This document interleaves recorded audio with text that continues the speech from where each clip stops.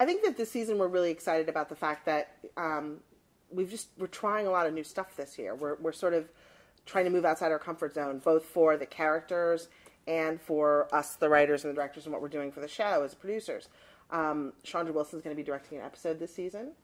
We're going to be doing a couple of crossover episodes this season. We're going to be doing some episodes that you definitely, I don't know if you would expect them to come from Grey's Anatomy, but we're going to try them out and see what happens. Absolutely, and I think they're going to be a couple of episodes where our point of view is slightly more focused. I think there's going to be, we're going to make an attempt, as opposed to what we've done every year, which is everybody's equally represented, a little more focused. Yeah, we're going to try to give you an episode that really shows you the inside of Derek's world, for instance, and we're excited about that. We're also going to try, sort of focusing on like one surgery for an entire episode and see how that goes. I think there's a way to illuminate these characters now that we know them so well. That's going to be really interesting, and also give us a chance to know people that we've never seen before. It's really tough to say what my storyline is, but it's good stuff. It has to deal with my sister and my dad. And it's not so much with Derek right now. What we've shot right now and what I see for the upcoming episodes is more about my family and my sister and my father. Richard, the chief, has dropped the ball, and management's unhappy, and they want to replace him, and he's working very hard at trying to keep his job. And I maintain a loyalty to him at the expense of advancing my own career. And because of that, friction obviously happens. I'm anxious to see where he's going this year and his relationship with Richard in vying for control of the hospital. I think that's much more interesting than, for me, because we've done the beat of do we get into this relationship or do we go out of it or what's happening. We played out everything in that, and it's nice to do something different and have a struggle vying for control over the hospital. I think is really intriguing to me. I think it's good. I think the growth of the characters and new characters that are coming in, it's nice to see everybody maturing and growing, and we have to tie everything up in the first couple of episodes of the season, and I think once we get that done, then we're moving forward in new ways, which is really, I think, good for everybody and good for the audience. I think the audience is ready to move on. End of season 5 ends on the biggest cliffhanger, which is basically, are George and Izzy going to survive, 1, a massive bus accident, and 2, cancer. And so really the beginning of season 6 starts like 30 seconds after the end of season 5, or a minute, let's say a minute. So we find ourselves still in those situations. But from where we left off in the previous season, but the next few episodes are really about dealing with the aftermath, the grief over the death of George. And also the episodes span like 40 days. We really flip into time, and you see various characters deal with their grief and death and death in various ways. Well, here we are at season 6. I feel like there's 2 new characters who've come on board, Owen Hunt and Arizona Robbins, and they're solidly in our hospital. There's other things that are going, due to very difficult economic times, that are written into the storyline of the hospital. But you see what is going on in the world reflected in the day-to-day workings of a hospital. And I think there are going to be a lot of changes based on that. We don't know much. We're at episode 3 or 4 now, and it's hard to tell where it's going. I know that there's stuff going on at the hospital in a more global sense, that there's a lot of pressure on everybody at work, much more than in last season. People are really looking over their shoulder this season. And there's a kind of storm cloud looming over Seattle Grace Hospital, I think, this season.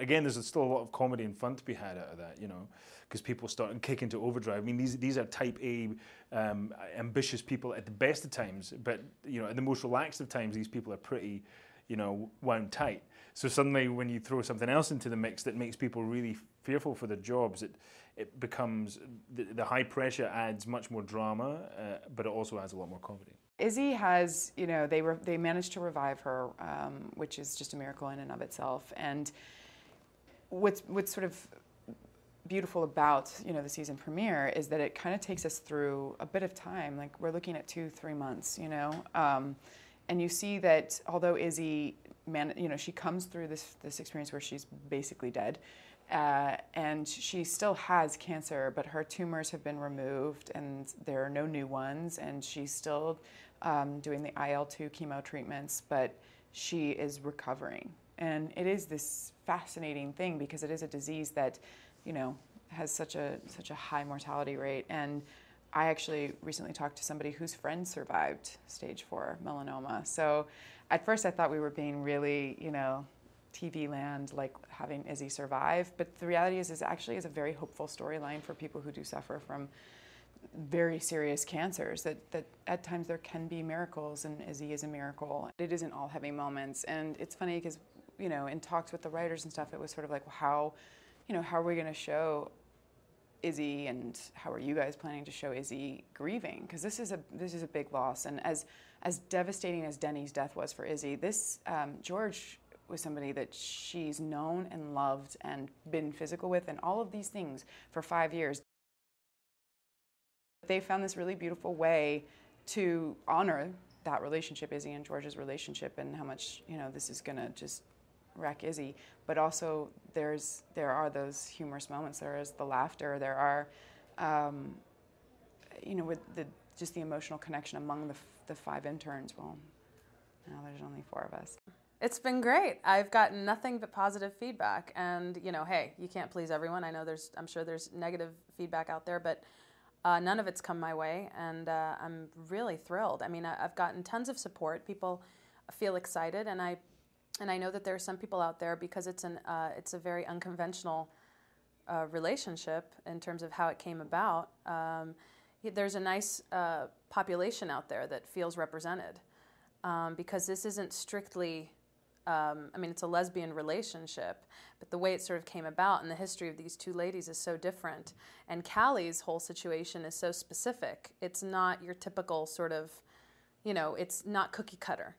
And I think there are people out there who really appreciate that, because there is a sexual fluidity that exists out in the real world that people might be afraid to talk about. And although we don't comment on it too much, I think people really love the fact that Callie doesn't care what anybody thinks. She's going to be who she is, and she doesn't have to define herself for anyone.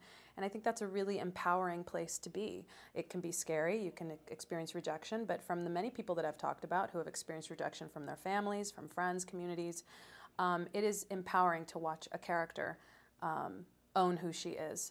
It's not an issue in the way of when people come up and so many people, you know, watch the show and really love the show, and when people do come up and say things, it's almost never a part of their sentence, except for one time I did actually.